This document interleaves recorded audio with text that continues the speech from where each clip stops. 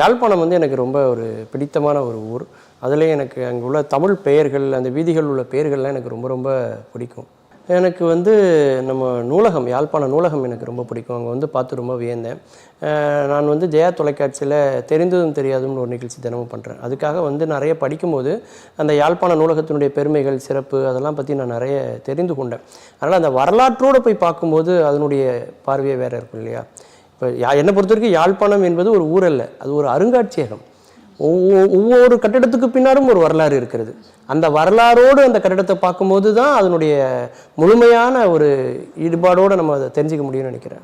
இதுல வந்து சிறப்பு விருந்தினரா அவங்களுடைய பாண்டியராஜன் சார் வந்திருந்தார். ஸோ அவரை பத்தி ஒரு வார்த்தைகள். இல்லை, உண்மையிலே நானும் அதே தான் சொல்லணும்னு நினைக்கிறேன். அவர் ஒரு சிறந்த நடிகர் மட்டுமல்ல, அதாவது இது வரைக்கும் பூமிக்கு மட்டும்தான் ஈர்ப்பு விசை இருக்குது அப்படின்னு நம்பிட்டு இருந்தேன். அப்படி இல்லை, ஒரு மனிதன் மேலும் ஒரு மனிதனால் ஈர்ப்பு விசை இருக்கும் அப்படிங்கிறத உணர்த்தின மனிதர் அவர் தான் எனக்கு.